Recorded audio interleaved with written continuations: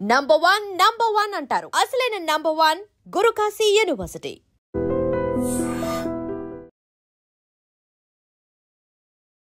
చూస్తున్నారుగా, ఈ లారీ వాగులోనికి కొట్టుకుపోవడంతో ఇందులో ఇద్దరు గల్లంతయ్యారు. రాజస్థాన్ ధోల్పూర్ జిల్లాలోని మణియాలో ఈ ఘటన జరిగింది. భారీ వర్షాల కారణంగా అక్కడ పార్వతీ నది ఉప్పొంగి ప్రవహిస్తోంది. బ్రిడ్జ్ పైనుంచి కూడా నీళ్లు ప్రవహిస్తుండటంతో రాకపోకలు నిలిచిపోయాయి. ప్రజలు తీవ్ర అసౌకర్యానికి గురవుతున్నారు. నీరు ఉధృతంగా ప్రవహిస్తున్నా లారీ దాటించే ప్రయత్నం చేశాడు డ్రైవర్. కానీ ప్రవాహానికి అదుపు తప్పింది లారీ. వాగులో కొట్టుకుపోతోంది.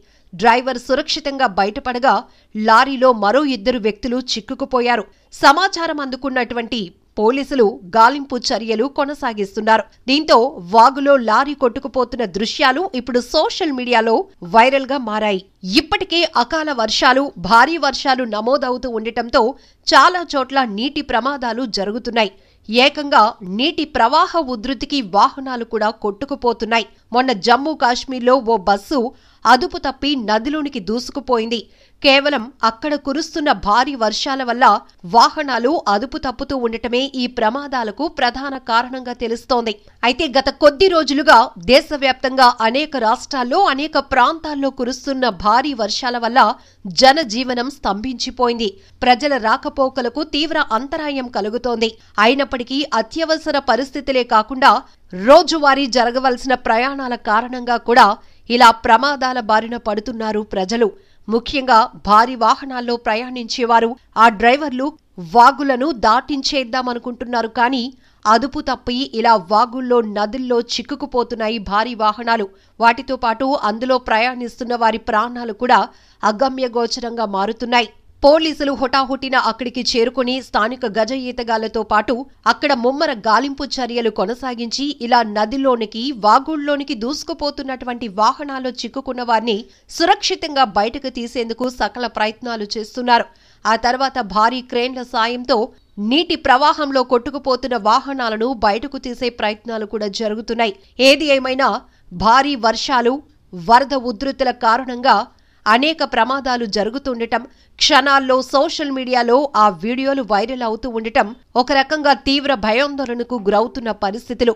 ఇప్పటికే అకాల వర్షాల వల్ల కొండ చర్యలు విరిగిపడుతున్నాయి. కొండవాలు ప్రాంతాల్లో నివసిస్తున్న వారు గుండెలు వణికిపోతున్నాయి.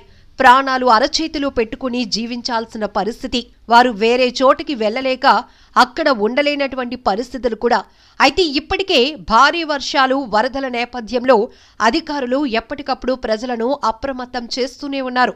మరోవైపు వాతావరణ శాఖ కూడా ఏ జిల్లాలో వర్షపాతం ఏ స్థాయిలో ఉండబోతోంది, ప్రజలు ఏ రకమైన అప్రమత్తతతో ఉండాలి, అధికారులు తీసుకోవాల్సిన చర్యల గురించి మత్స్యకారులను కూడా అలర్ట్ చేస్తూ వాతావరణ శాఖ డైరెక్షన్స్ ఇస్తోంది. అయినప్పటికీ కూడా కొన్ని ప్రాంతాల్లో ప్రమాదాలు జరుగుతూనే ఉన్నాయి. ఇప్పటికే భారీ వర్షాల వల్ల, వరద ఉధృతుల వల్ల ప్రమాదం పొంచి ఉన్న ప్రాంతాలను గుర్తిస్తున్న అధికారులు అక్కడ ఉంటున్నటువంటి ప్రజలను అప్రమత్తం చేస్తున్నారు. వారిని సురక్షిత ప్రాంతాలకు తరలిపోమ్మని చెప్తున్నారు. పునరావాస కేంద్రాలు కూడా ఏర్పాటు చేస్తున్నామని కూడా సూచిస్తున్నారు. అయినప్పటికీ కూడా ఈ ప్రమాదాలు ఆగటం లేదు. ఇప్పుడు వాగులో కొట్టుకుపోతున్న ఈ లారీ దృశ్యాలు చూస్తుంటే కూడా అందులో చిక్కుకున్న వారి పరిస్థితి ఏంటా అనిపిస్తోంది. ఎటు చూసినా నీటి ప్రవాహ ఉధృతి. కానీ అందులో గల్లంతైన వారు తమ ప్రాణాలు కాపాడండి అంటూ కేకలు వేసినా ఎవరికీ వినిపించలేనటువంటి పీకల లోతులో ప్రవహిస్తున్న వరద ఉధృతి అది. అయితే డ్రైవర్ నిర్లక్ష్యపు ఆలోచన ఇప్పుడు మరో ఇద్దరి ప్రాణాలను రిస్క్లో పడేసింది.